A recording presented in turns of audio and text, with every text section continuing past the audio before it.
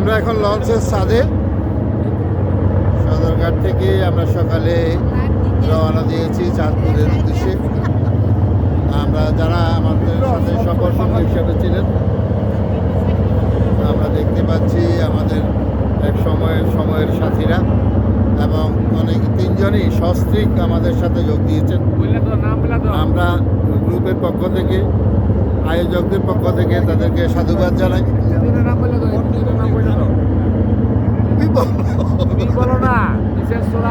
আমাদের সবাই ইনশাল্লাহ আমাদের পরিচিত ছেলে মুখ।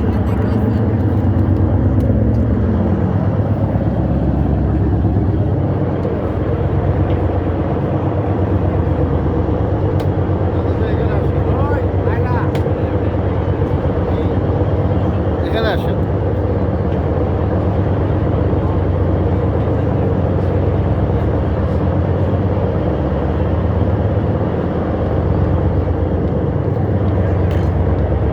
আমরা এখন পদ্মা নদীর উপরে আমাদের লঞ্চটা, পদ্মা নদীর ছাদে, আমরা লঞ্চের ছাদে এই ছবিটা ভিডিওটা ধারণ করছি।